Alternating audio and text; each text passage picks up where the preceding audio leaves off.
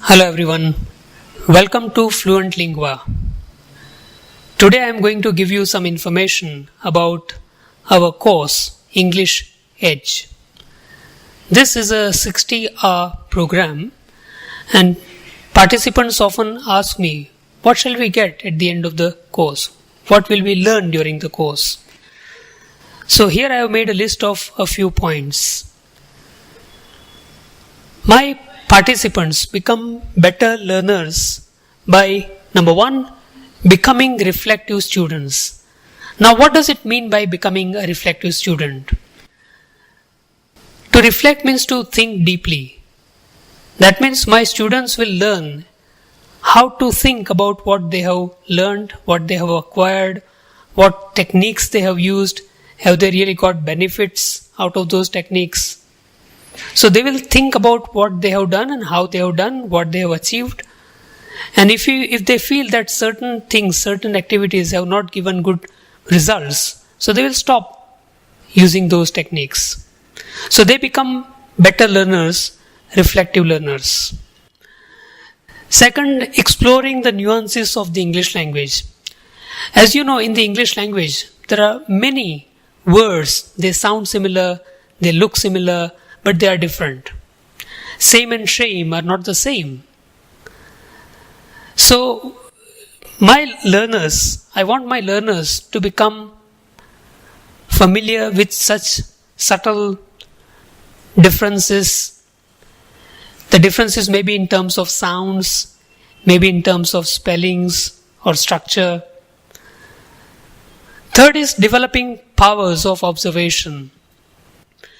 As you know, language basically is a medium of communication. So whatever you see in the world around you, you should be able to describe or narrate. Let me give you a simple example. We know that during the rainy season, we have clouds in the sky. But are they all the same? No. There are different kinds of clouds. So if you are a good observer, you will see the differences in clouds. For example, if the cloud is full of water, dark, then we call it nimbus. If it is very far away from you, like feathery, soft clouds, then we call them cirrus. And if you have seen children's literature, when they describe clouds in children's literature, when they show it, there is a pattern like this. One cloud, then another cloud, then another cloud, one on the other. So we call them cumulus clouds. So if you observe different things in nature, then you will look for different words. So I want my participants to become better observers. Becoming alert listeners and readers. As you know, we can learn language via listening and reading. Now, I have often met some students who say we have listened to a lot of English, we have read a lot of literature, but still our command of English is not up to the mark. In that case, I feel that they have not been trained to learn from their listening or reading. So how to glean information, required language information from what you listen to or read, that is very important. And I'm going to discuss a lot of techniques so that my participants become alert listeners and readers. The next is honing study skills. To hone means to sharpen. Many students, they are really hardworking students, but still at the end of the day, their command of English doesn't improve as much as it should. The problem may be in their study skills. So during my training programs, I talk about different types of study skills, and according to one's personality, one can choose what study skills are good for them. Then sixth is sharing interesting and useful information. Learning a language is a campaign. It should be a long-term campaign. And you need to find out people, like-minded people, with whom you can share your experiences, you can share your achievements, you can share your problems. So instead of sharing unnecessary forwarded messages, my students will know what to share and with whom. The next is becoming meticulous in the use of words. As we know, English, like Sanskrit, is a very, very rich language. It has hundreds and thousands of words. That's why Reader's Digest had to publish a book, The Right Word at the Right Time. So, it is very important to select the right word for a particular situation, whether formal, informal, right? So, my participants will become meticulous, careful in the selection of words. Next is learning to make informed decisions. Because my students become reflective learners, they make decisions what to study, how to study, when to study, how to record, whether it is vocabulary, grammar, pronunciation. So they make decisions which are based on not just intuition, but proper, solid information, right? The next is acquiring reference skills. Sometimes I ask my participants of workshops, students, what do they refer to when they have a doubt? And very often their answers are disappointing.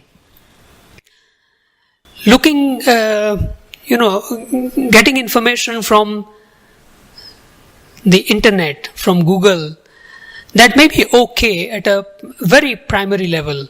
But if you want authentic, genuine, serious information, then you have to go for authentic sources. So what material to use, online or offline, that we discuss in our programs. Developing a culture of learning. Every individual has his own style, his own repertoire of skills, and his own habits. So keeping in mind all these things, I train my participants to develop a culture of learning for that person himself, individualized. Next is enjoying the idiomatic richness of the English language. Idiom, again, like many other rich languages in the world, is extremely rich in terms of idiomatic expressions. Now, perhaps you know, idioms are groups of words that convey a meaning which is not the sum total of the meanings of individual words. For example, when I'm very happy, I can say I'm on cloud 9.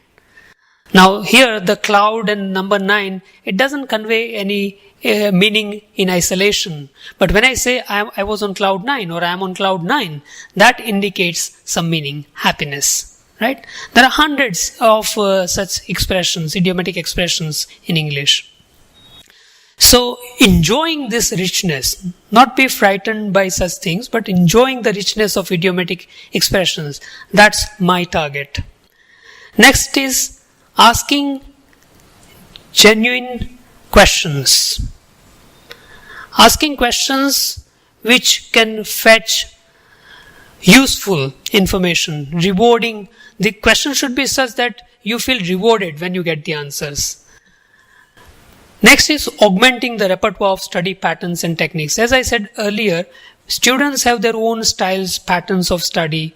So some of them may be totally new for them. So I have my own collection of techniques, some of the, well-known and successful techniques and patterns of study. So we discussed that during the course. Next is keeping abreast of the latest developments in participants' own fields. I am a student of science as well as language. And I know that all subjects are equally important, equally interesting. So I want my participants to be familiar with whatever is happening in their own field. And I discuss with them all such latest developments. And because of that, they become better learners. And the last and the most important, as we say last but not least, relishing learning. That means the entire process of learning English, or for that matter any language, should be an enjoyable process. So this is what I intend my participants to acquire at the end of the course. The title of this course is English Edge, and it's a 60-hour program. And if you have any questions about this course, or if you want to learn anything, please get back to us. Our email ID is fluentliingua@gmail.com. And you can also visit our website for more information about other courses for English, French or German. You can visit our website. It is www.fluentliingua.com. Thank you very much.